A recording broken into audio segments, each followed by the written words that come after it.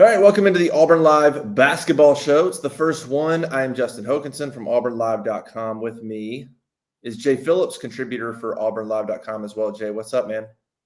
Not too much. Ready for some little road trip before conference play with Auburn Basketball. Yeah, appreciate everybody joining us. We're gonna do one of these a week, starting now, as Auburn gets rolling into the conference schedule. And so be on the lookout for that. We'll probably do it. We're still kind of kicking around days and dates, but we'll probably look to publish it on like Thursdays. And so we'll kind of recap the previous weekend and weekday game, and then look ahead to the next two games as well. So it'll probably be a Thursday type deal, but we'll let you know if we change it up. But wanted to kind of get that rolling and replace the modcast. Anybody who's an Auburn Live subscriber, we generally do a show on Thursdays, but football's done and basketball's going. So we're going to talk some basketball. Jay, of course, if you're an AuburnLive.com subscriber, Jay is a contributor to us and does breakdowns after every game, really good analysis, just kind of dives a little bit deeper into what happened, gives you a little bit more context. And so that's awesome stuff. And make sure and follow him on Twitter. It's at AUBAWN. Correct, Jay? Yeah, that's right. Yeah, we'll start tagging that so people can start following you and stuff. Well, let's just jump right into this thing, man. I guess since the first show of the season, we can kind of recap the 9 games they've played. Well, are they 9 or 10? 10 games they've played, including last night's game against Georgia State. But we can kind of catch up on these 10 games, and then moving forward, we'll have, we can kind of recap the games as they go. Let's just talk big picture, Jay, a little bit. This team's 9-1. They're ranked in the top 20 for now. Let's see. They're 21st in KenPom. But really, honestly, with this team at the moment, none of that really matters. Basketball rankings in December are dumb anyway. They don't matter. That'll change. But Auburn's 10 games in. You look at them, they're 9-1. But the last few games have certainly given pause to maybe what this team can accomplish. And really going back to the beginning of the season, offensively, they've struggled all year. Defensively, they've been pretty good.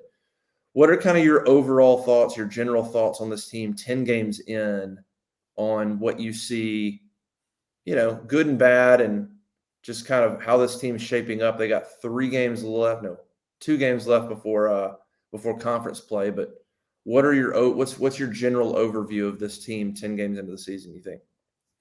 I feel like they're still really not playing up to their potential, and I feel like that's probably everybody would agree with that, from the team to the fans. There's so much talent on the roster. You got returning guards, these borderline 5-star freshmen, and Janai Broom coming in from the transfer portal. So there's a lot of work to do for the team, and it kind of has felt like the whole season that the defense is going to be able to lift them up until the offense can find some sort of rhythm. But against Memphis and a little bit against Georgia State too, that kind of was an iffy method to win those games, and to lose the Memphis game. And there's a lot of work that needs to be done with them, but man, if they can figure it out, I like the pieces on this team. The experienced guards, really talented front court, deep roster.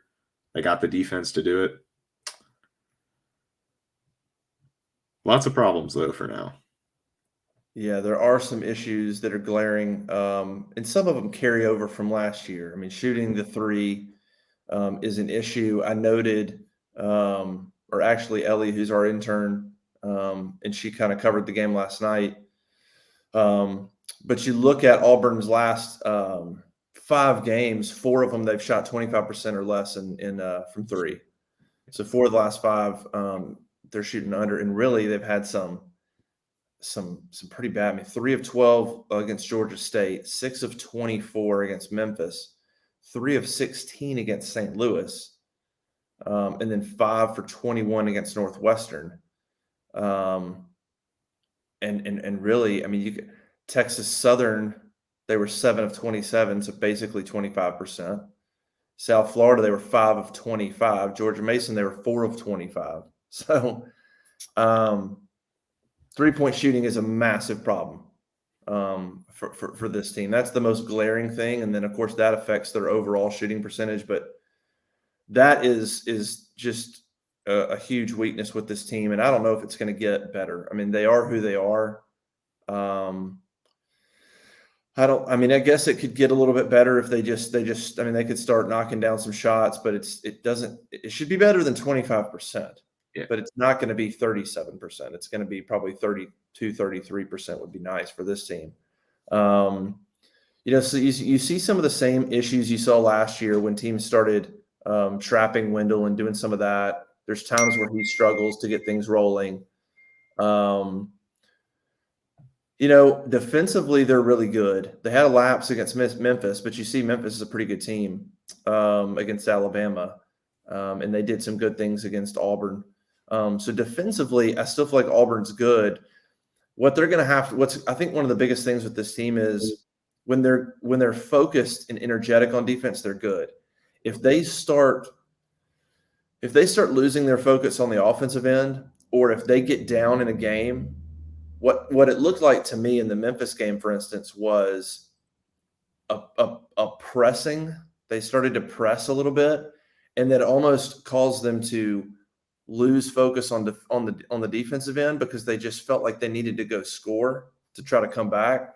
When the reality is, this team they need to be playing defense that hard. Their defense is their offense, and they can never lose sight of that or lose focus of that. So that's one thing I see with this team. The other big one I see right now is with Janai Broome. He's a guy that was super talented and super productive at Morehead State, and then he got hurt right around the beginning of the year. He got injured, that lower body injury, and he has struggled to get back to 100%. His lift is not there. He had a good game against Georgia State. I think he was maybe 6 of 8 from the field, something like that. He has got to get back to 100% and got to be the player he was at Morehead State, because if he is, he's probably Auburn's most productive and reliable offensive weapon. But he hasn't been that for a lot of the year, and I think that's hurt him too. Wendell and KD and those guards, they're going to kind of be what they are, but Janai can provide some consistency.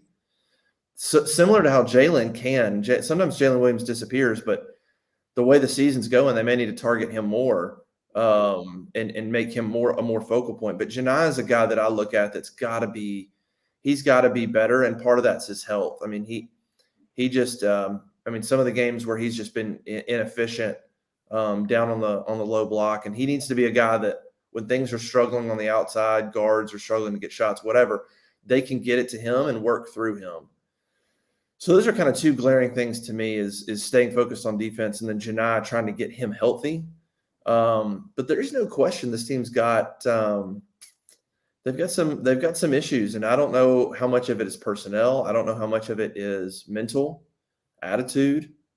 Just staying focused. They've got the depth.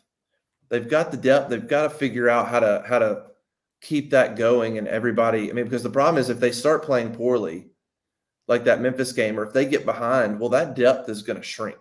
They're not going to play 10 guys if they're down 10. They're going to play their best guys. So they've got to figure out a way to stay in these games throughout, use that depth. And look, Pearl might have to just stick with that depth no matter what.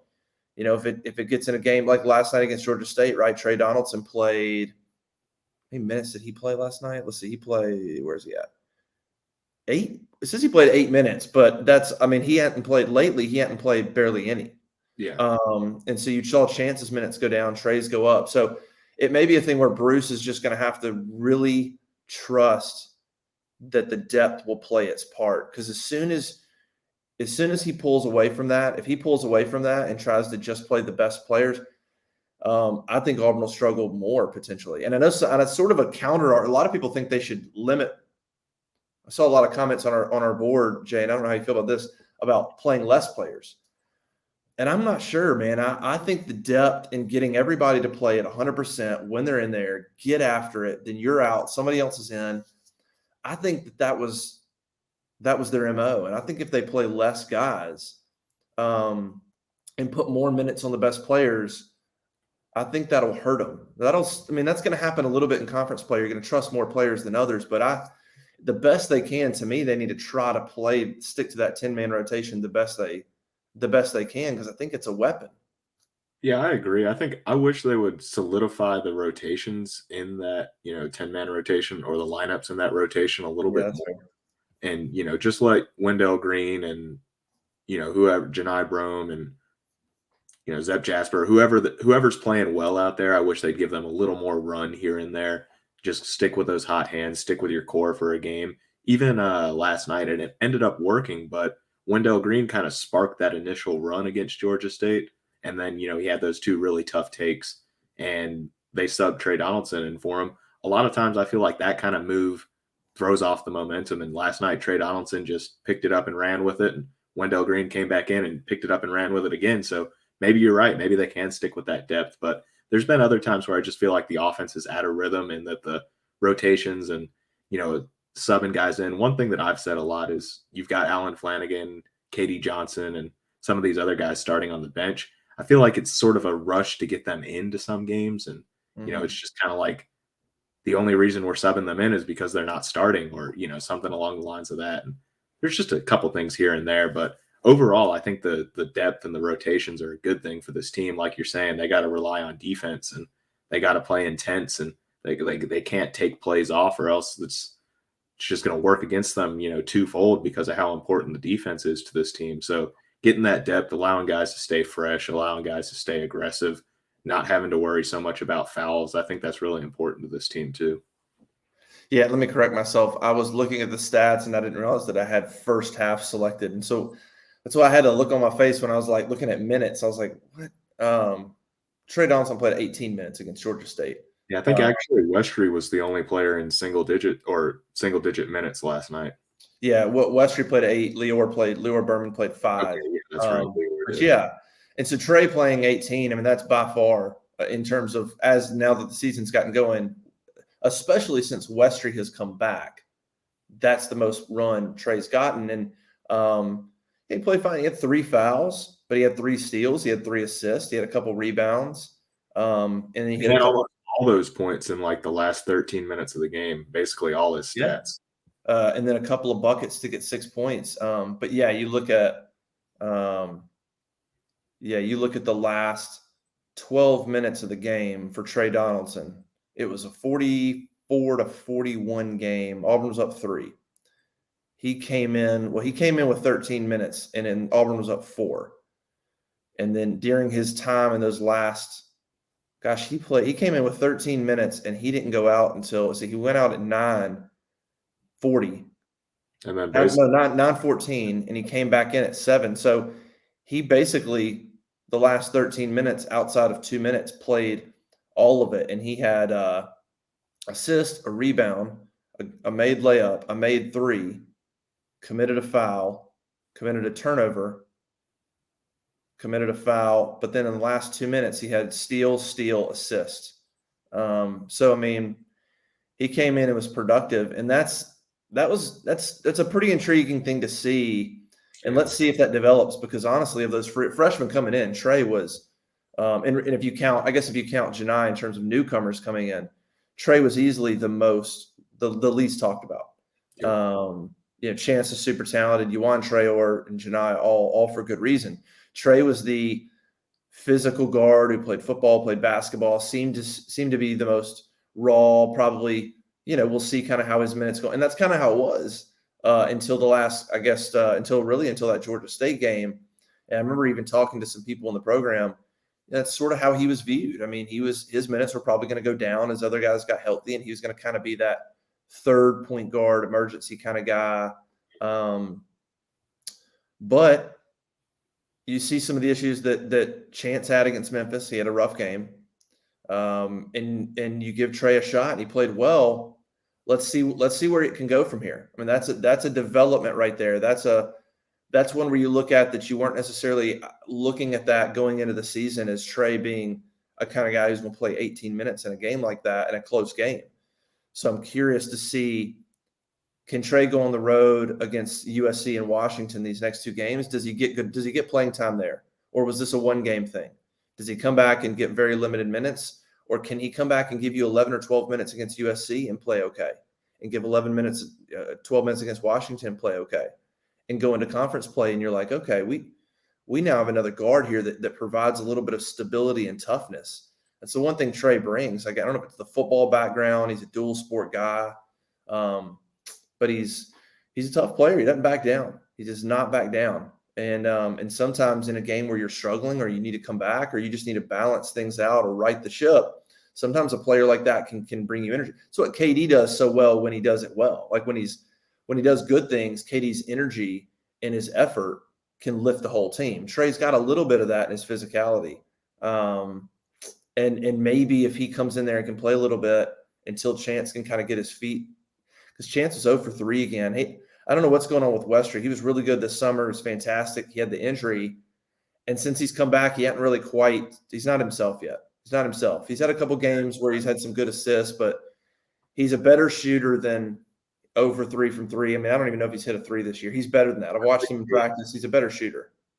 Yeah, he's 0 for 16 on the year from 3. That's rust. I mean, yeah, he was a very inconsistent shooter in high school, but not like an 0 for 16 kind of guy. He'd be a 1 for 4 kind of guy some games, but yeah, and it could be a game thing. I mean, I've seen him go back to Israel in practice. He seemed like he's got a pretty good shot. Yeah. I don't know. Maybe it's but that, so there's just a lot of things the team's got to work out. Westry's not that bad of a shooter.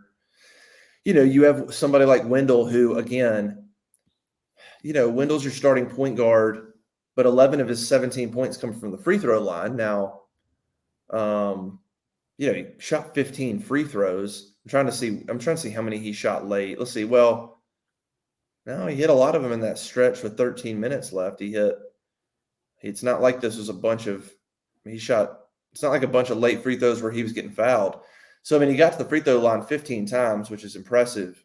But he's only 3 for 9 shooting. So that's just kind of Wendell. I think his size is going to make it tough for him to shoot a really good percentage. 0 for 2 from 3. Have those takeovers every game and stuff like that, but it can be hard for him to put together those long games, especially against such physical defenses, I feel like. And he's going to do it sometimes, but, he has those complete games.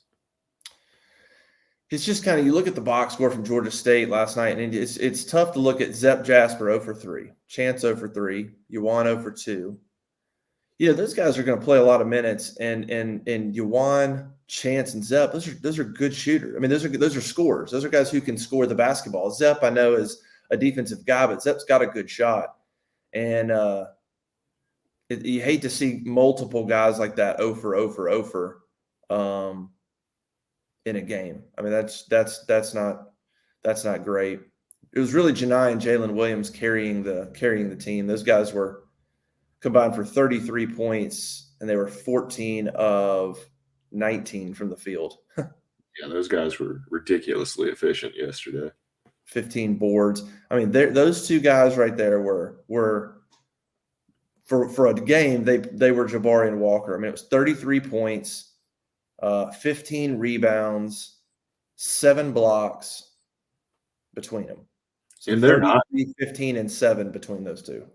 Yeah, and they're not Walker and Jabari in terms of, pro prospects or anything like that. But if these two guys can be consistent, especially on the offensive end, you can see how Auburn can kind of replicate their offensive approach from last season with this team. You got Janai Brome as being a scoring center. Walker Kessler was more of a pick and roll guy where he's more of a back to the basket guy, but still you got that. You got Jalen Williams who can stretch the defense from the 4, who can just absolutely dominate smaller defenders in the post and create some offense. He's efficient in transition like Jabari was. Not the same player at all, but you got the pieces to put an offense together. But when those guys disappear against really good defenses, then you're left with Wendell Green, Katie Johnson, Alan Flanagan trying to win one-on-one battles all game.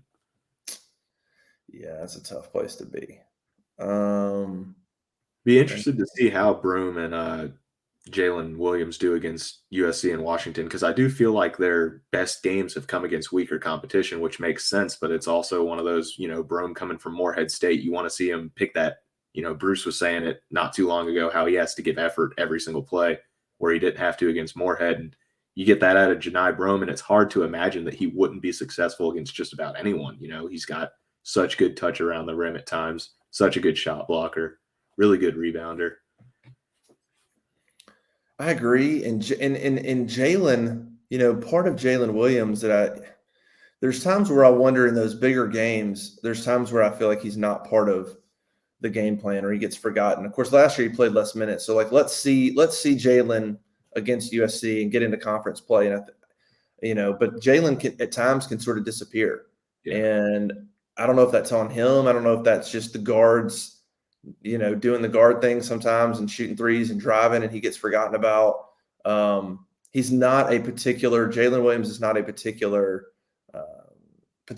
forceful guy. He's not a big vocal guy. He's a solid player, but he's not out there calling for the ball. He's not going to demand anything. He's not showing emotions. That's not him. And so there's times where I think he can kind of get pushed aside. But you look at some of the performance he's had throughout his career. He's had some games that are phenomenal. Oh yeah. You pop up and about every 5 or 6, maybe 7 games, he'll have a game that's 15-8, and he's done it in conference play too. And you look at the way this team's built, it's hard to not look last night and say, boy, if you get a healthy Janai Brome and Jalen Williams out there, those two guys need to do. Jalen shot the ball 11 times. That's what he should be doing. Janai shot the ball 8. That's what he should be doing. Those two guys, both lefties, great touch around the rim, and they've shown that they've got to get those that amount of shots. If Auburn's going to struggle to shoot the three, and they're going to struggle to shoot the ball in general, just percentage-wise, Jalen and Janai need to be shooting. They need to be doing that. They need to be combining for 18 shots a game within a few feet of the basket. And 2 of the 3 makes from 3 last night were Jalen Williams, your 4-man. Yep. Which is, your starting 2 guard was 0 for 3. So yeah, you look at last night, those two guys, I don't know, you're looking at where do you find consistency on offense? I'm looking at those 2 guys. Everything else to me, whether it's Wendell, Chance, Yuan, Flanagan, of course, KD didn't play. Everything else is inconsistent. There's games where Wendell and KD can go off. There's games where KD will shoot 2 for 15. And so if you're trying to find consistency, man, it's hard to not look at Jalen and Janai and say, how do you replicate some of that? They don't have to shoot necessarily 20 times combined a game. That probably won't happen, but 15 should happen. Yeah. Right? Yeah, I'm with you. They got to do something else too, or just, be a little more consistent out there. Turn the ball over 11 times. I haven't seen a huge issue with that this year so far with the team. They're turning it over, but I'd have to go back and look. I don't remember looking at a bunch of box scores and seeing, extremely high turnover numbers. They're not losing games, or they're not playing games and turning the ball over 21 times. Right. I haven't necessarily seen a lot of that. And Memphis is the only game they bounced. Memphis is the only game where they haven't really, those blocks went down. They came back against Georgia State, had 11 more blocks and 9 steals. So far, Memphis is the only game where that didn't just transpire. Let's see how that goes into SEC play, because you look at statistically, Auburn still, I think, leads the nation in blocks per game at basically 8. Their absolute best stats are blocks per game, block percentage, the ratio of blocks to personal fouls. They basically block half a shot for every personal foul. And then blocks and steals, 32% of the time, they're recording a block or a steal on defense. All those are within the top 99% in college basketball. And so that rim protection, they did again last night with 11 blocks against Georgia State. That Memphis game just worries you, where you had nothing. I think they had 2 blocks and they were at the very end of the game. So maybe that was just a phenomenal game plan by Memphis to pull the bigs out, or not. Maybe we'll find out more against USC and Washington. What do you think? Do what now? I was just going to say, I'm interested to see how they do, because Memphis had some pretty good stretch bigs, but Auburn also was just stubbornly guarding full court for whatever reason. In the breakdown, I showed a play where Memphis had a player, a center who's never made a three in his college career, a 4-year player. And Janai Brome was manning up against him at half court. And it's just that Memphis, of course, got a layup from Kendrick Davis or someone out of the play that Janai Brome wasn't anywhere close to the basket on. And so I think that some of both went into that. I think you got to adjust that, that style, that approach a little bit, but it's going to be interesting to see. Can they, Walker Kessler and his ability to recover on defense was so special last year that you could do whatever you wanted with your defense and he was going to find a way to go meet someone at the rim. These shot blockers are great, but they're not 7-1 Walker Kessler. Yeah. Yeah, it's a little bit different story. Yeah, they just had some of those breakdowns. And offensively in the first half, I wonder, the Georgia State game, we'll wait and see. I kind of chalk that first half up to a little bit probably of hangover from Memphis. Mhm. It was a Wednesday night. Students are gone. Yep. So the crowd was less. So probably chalk that first half up probably to a little bit of malaise from the game against Memphis. They turned it on the second half and scored 44 points in the second half. Auburn did. 44 points, 16 points better than they did in the first half, and really pulled away in that game. Let's see, they shot 32% in the first half, 67% in the second half. So they did get some good things going, which is how they should have played. Georgia State's now 5-5. They've got some close losses, but Georgia State's in the 200s in Ken Palm. They're not good offensively. They're probably even worse. I think I looked up the other day. Like offensively, Georgia State's been like in the 300s. I mean, they're not good. So The worst three-point shooting team in the country. the worst. And in this game they were, yeah. Well, they went 1 for 9 against Auburn, so that adds up. So I think that's a chalk it up to just a lack of focus game, a sort of a little bit of a letdown from Memphis and trying to figure things out. I think these next two games are going to be real interesting, USC and Washington. You look at, I don't know where they are in Ken Palm. I like to look at Torvik. I think Torvik's analytics does a good job too, which is another one that's a lot of people use. And they're basically quad 2 games. USC's 65th, Washington's 112, and those are similar rankings to Ken Palm. But I mean, basically, you're playing teams the equivalent of St. Louis, who's a good team who you beat. So they're both quad 2 games, and they're really probably both 50-50 games. USC is better than Washington, but Auburn's played. I just had it. Let's see. It'll be the first 2 road games of the year. They played neutral site Memphis, neutral site Northwestern. This is the first true road game of the year. We know on the road at times Auburn's had a pretty good overall road record over the past few years, but we also know it can get dicey on the road, especially those guards. It's a different on the road, it can be a little scattered and it can be tough sometimes. So I'm fascinated to see what they do on the road. I think it'll tell us a lot in terms of how deep seated some of the potential issues are. Mm-hmm. Like if they really show themselves? Are they really glaring?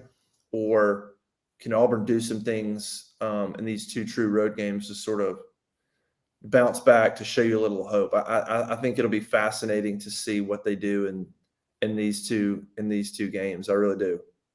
Yeah, on paper, I feel like Auburn should be a pretty good road team as well. So relying on defense, not relying at all on shooting, and they've taken good care of the ball and got some experienced guards and whatnot. So hopefully that, allows them to find some momentum and whatnot, build off some of these roster or lineup changes that they had some success with against Memphis or Georgia State, and so forth and so on. Of course, Wendell Green and his health, I guess, could be a pretty key factor either way. Yeah, turned his ankle late. We'll see how he goes. I mean, they play USC Sunday at 4:30, so I mean, he's got, 3 basically 3 days to get it right. And then, of course, they're going to practice today. When we're recording this on Thursday, they'll practice today. Wouldn't surprise me if he doesn't practice. Yeah.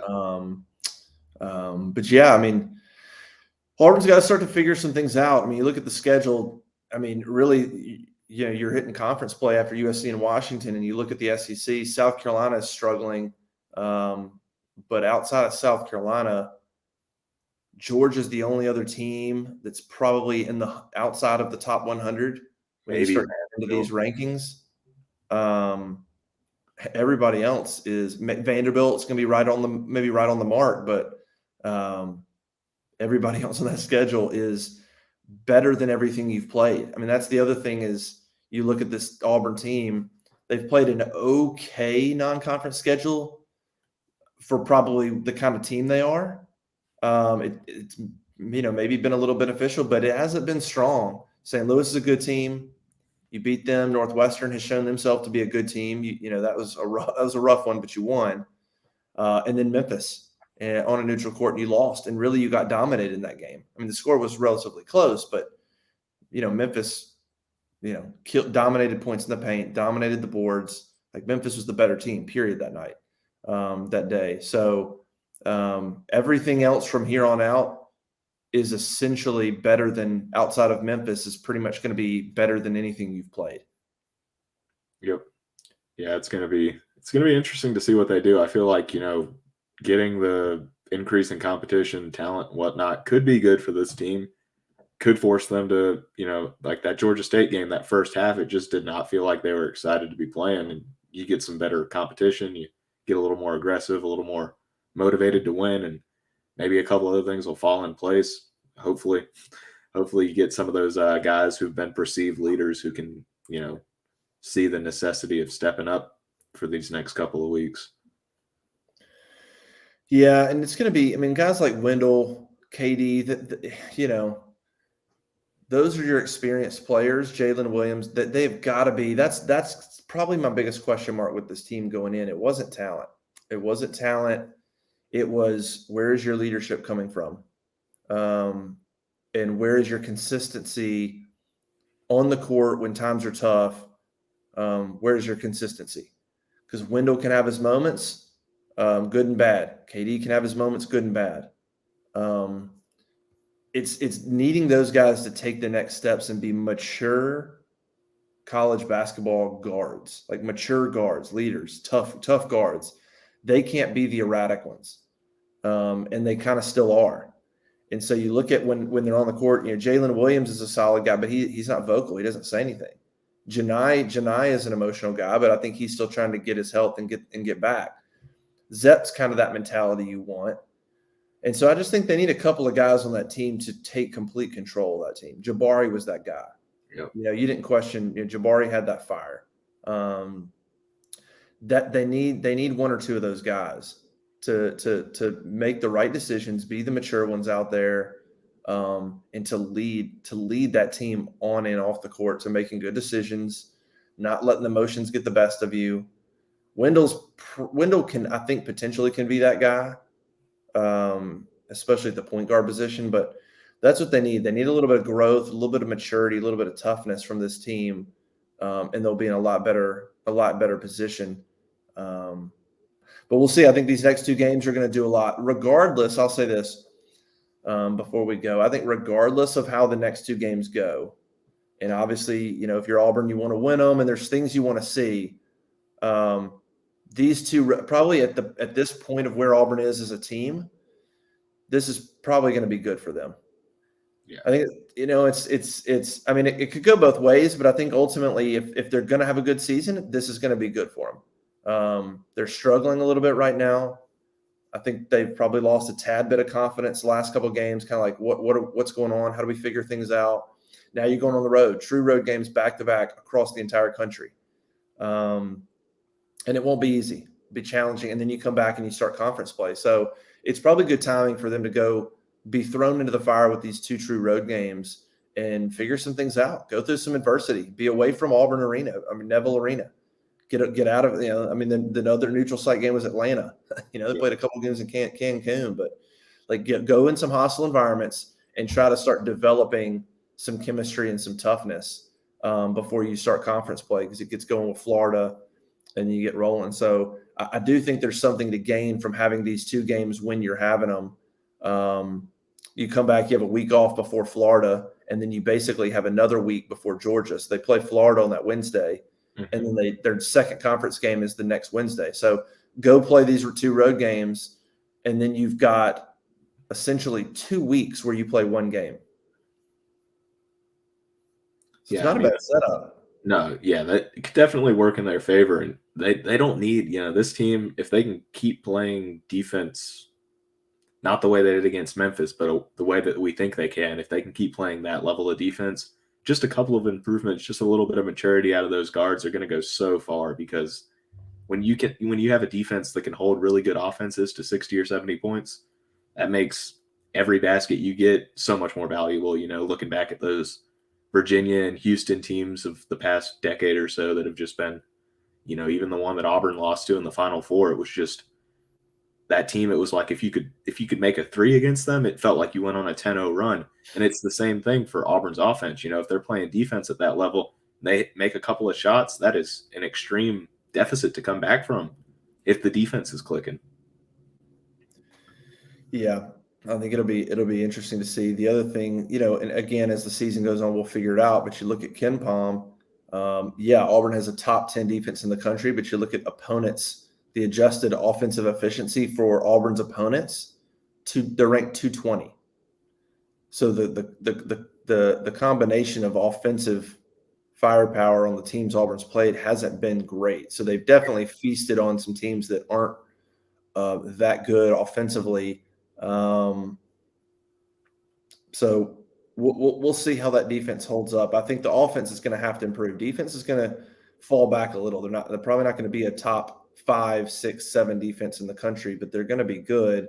But you can't be offensively. You look at some of these stats, and it's like, they're 333rd in 3-point shooting on Torvik's analytics. They're 301st in free throw percentage.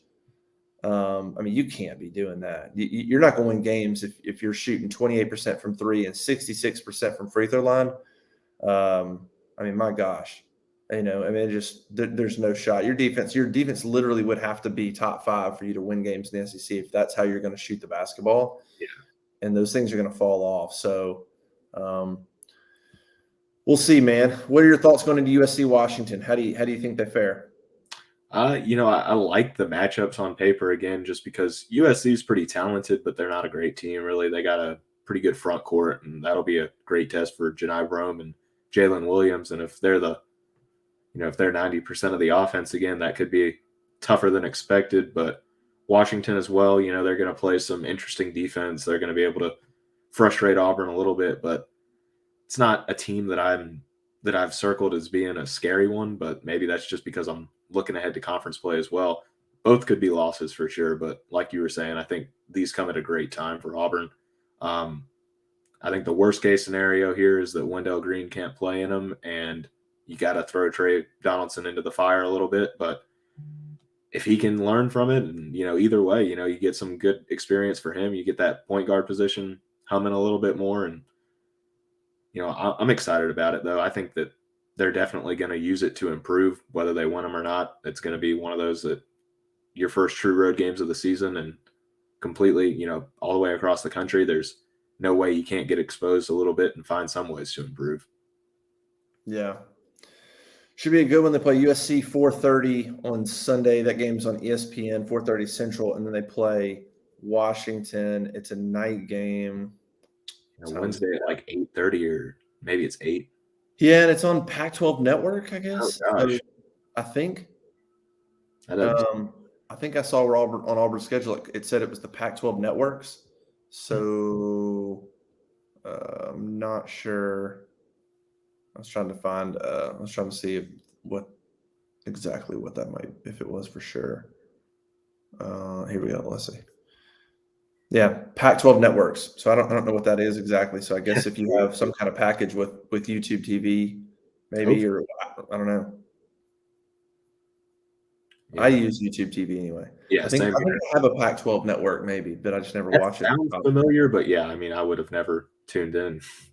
Yeah, 8 o'clock Wednesday night. But that game Saturday will be a big one. I mean, Yeah, it would be. USC is a good basketball team. ESPN 4:30 on a Sunday, so people just hanging out might get some eyeballs.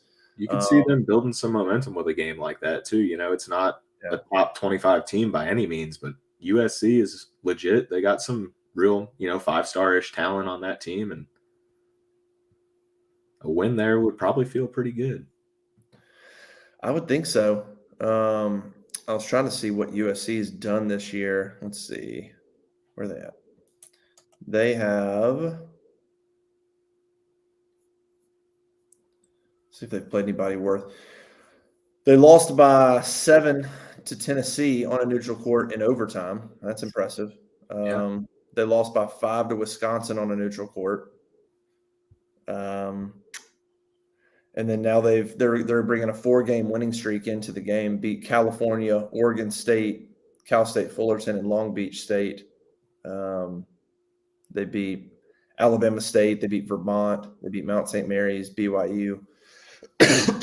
So they've kind of lost to the 3 teams they probably should have lost to. And they lost to Florida Gulf Coast, I think, as well. Yeah, Florida Gulf Coast. So then they play, and they got Auburn. So, yeah, they've been really good on defense too, it looks like. Offensively, looking at kind of some of their numbers, they've struggled to. They've had some really bad three-point shooting nights too. 4 for 20, 4 for 16, 2 for 10, 3 for 19, 3 for 16. So they've had their share of bad three-point shooting nights as well. Defensively, looks like they've been pretty good. A lot more green there than red, but yeah, I think USC game should be a good one. All right, anything else before we get out of here? What did we miss? Anything? Not that I can think of. Awesome. Well, make sure you go to auburnlive.com. Jay will have those breakdowns. If you're not a subscriber, go check it out. We're tons of stuff, man. Basketball, the transfer portal from a football standpoint, football recruiting, coaching staff news, which we broke some stuff this morning there. So ton of stuff, but Jay always has some good breakdowns on the site. So go check those out, where he kind of shows you sort of what happened and why it happened a little bit more so than just the stats and kind of the surface level stuff. So make sure and go check that out. auburnlive.com, become a subscriber.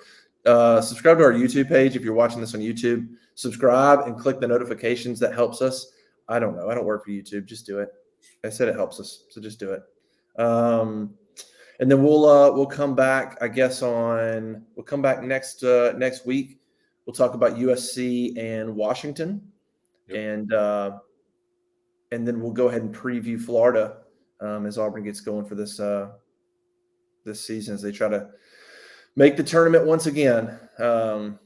We'll see. Auburn basketball's changed the expectations. No more, it's like if they're not a 5 seed or better, it's it's disappointment. Man, what a time to be alive. All right, for Jay and Justin, we'll catch you next time. See ya.